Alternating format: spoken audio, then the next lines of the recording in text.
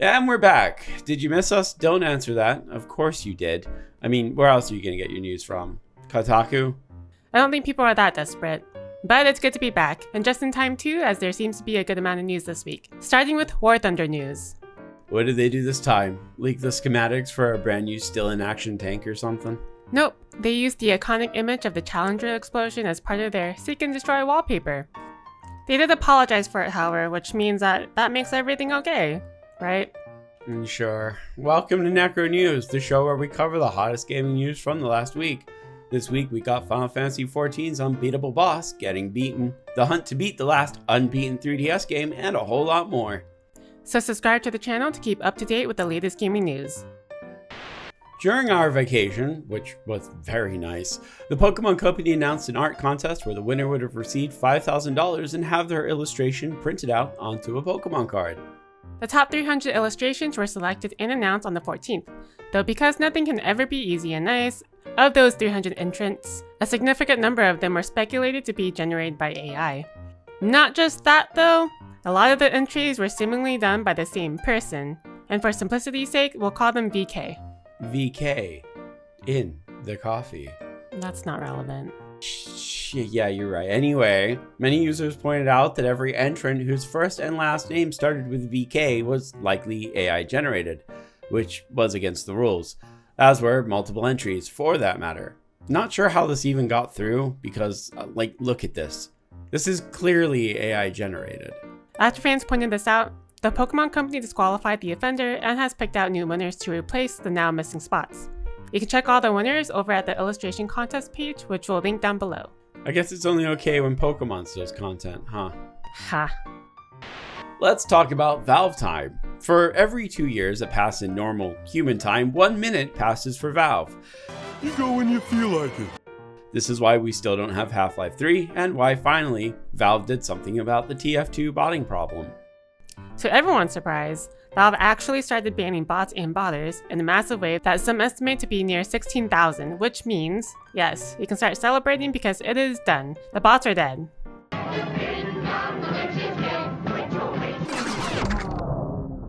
You're joking, right? Do you have literally any idea where you are? Do you really think you can have fun in TF2 land? No. They all came back a day later. Gotcha. Well, okay, no, that's not fair. This was a much needed action, and it did give TF2 players a whole lot of hope in their company. See, while the bot hoster did have to make a whole new slew of accounts, the bots that were banned have been permanently locked away, including their inventory. That wouldn't matter much for the bots themselves, except if you were a dumbass who didn't use any OPSEC and used your real main account to host the bots, like this dumbass. He's not the only dumbass either, thankfully. While there are still bots active in casual servers, some prominent bot hosters got hit with bans last week, and cheat makers were hit pretty hard too, including Lamalbox, a prominent cheat program used in Source games. One of its staff members was sent an official message by Valve support which stated the following: "Our team noticed that your accounts were involved in majorly disruptive activity in Team Fortress 2. Accounts dedicated to the disruption of TF2 have been deactivated, and accounts used for other purposes have been locked and banned." On the topic of game bans, Steam added a dedicated support page for TF2, and from it we learned that if someone does get banned from TF2, their inventory also becomes locked for good, and there's no chance to appeal.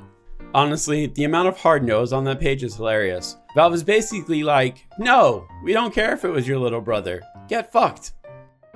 That all said, while it does suck that TF2 players only got a brief day to enjoy the game without bots, at least they can point and laugh at the people who lost all their shit.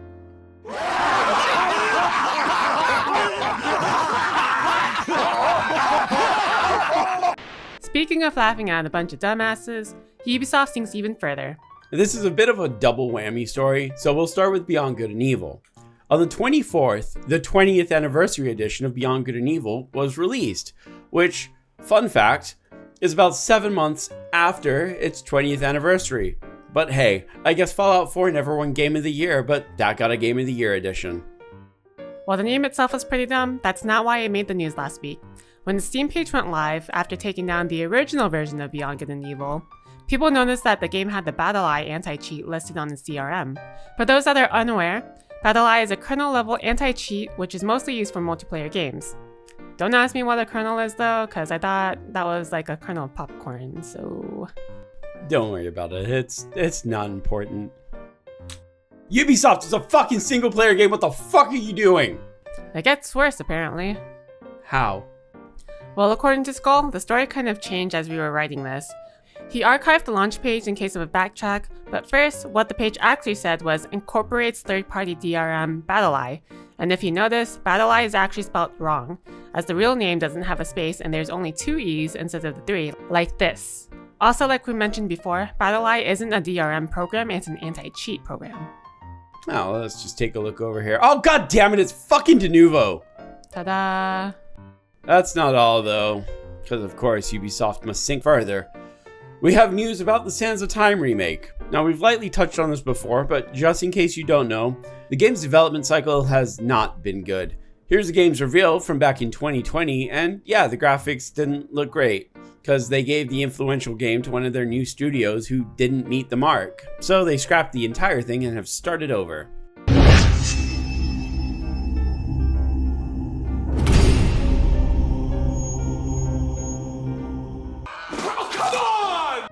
The problem is though, the redo also isn't going smoothly, so they've been bringing in other studios to help the project.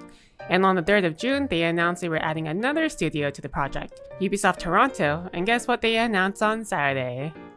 That they're adding another studio, right? Nope, they're laying off 33 people from the Toronto branch instead. Ubisoft, when will you learn? Before we get into the last 2 stories, we do have a handful of stories that are too small and didn't really have that much meat to them, so we're going to do a segment we like to call Headline Hack.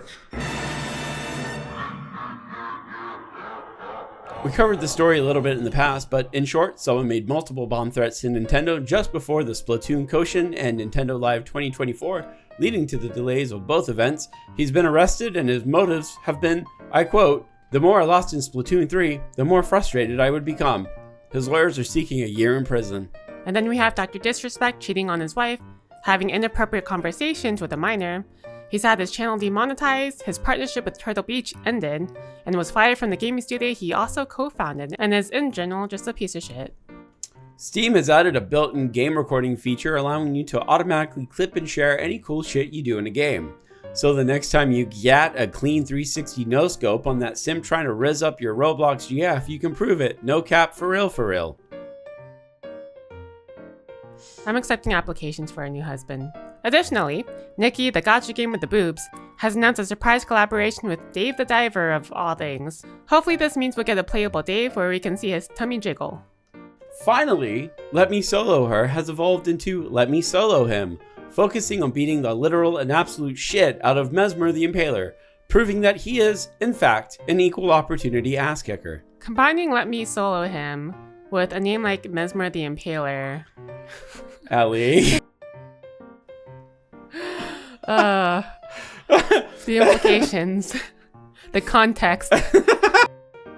If you guys remember, on the 3DS there was a plethora of really fun games that utilized the Streetpass function, which was a system that allowed you to get things from passing someone else with a 3DS in the sleep mode. Since the deactivation of the 3DS online system, many people have actually started picking up their 3DSs again, largely in part because of user-created systems that restore the internet functionality to the device. Like Pretendo Network and NetPass, which is Streetpass, but on the internet. I have NetPass, it's cool. It also defeats the purpose of Streetpass, but whatever. It's neat. There's also not Miiverse, which I love. Anyway, the focus of today's story is NetPass, and more specifically, the puzzle swap game for the 3DS.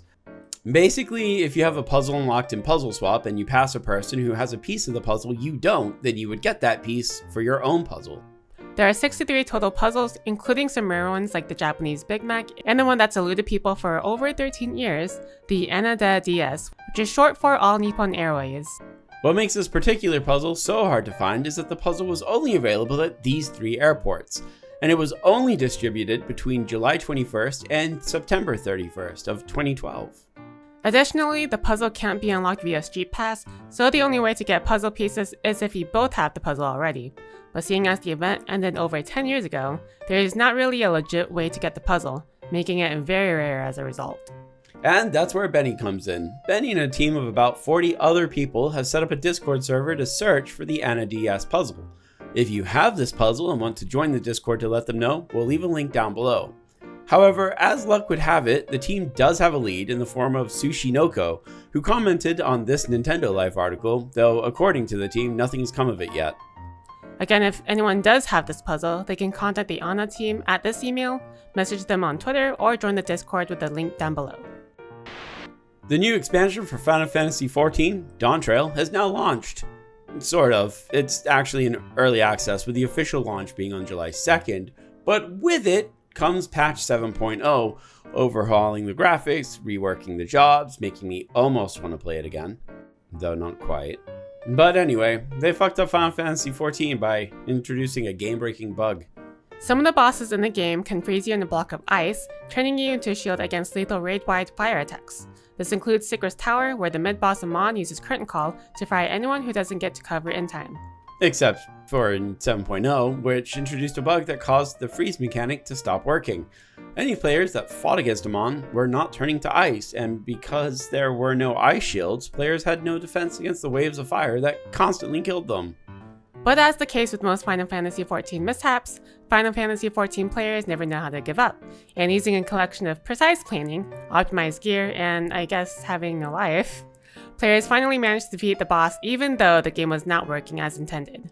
This is actually pretty cool, and it almost makes me want to sub to Final Fantasy XIV again. But then I remember this bug.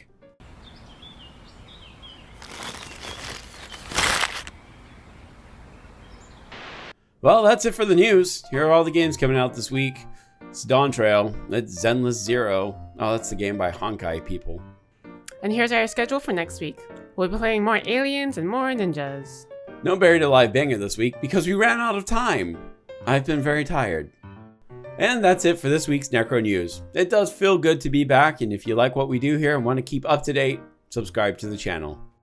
And if you made it this far into the channel, put an MPreg emote into the comments down below. Yes, that's a thing. But yes, thank you guys so much for watching the video all the way through.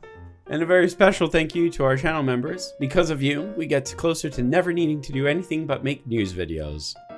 We're also trying to raise funds for the new Live 2D model, so if you want to help out, donate to the Ko-fi link down below. And if we make it to the goal before the end of August, we'll be playing Kingdom Hearts.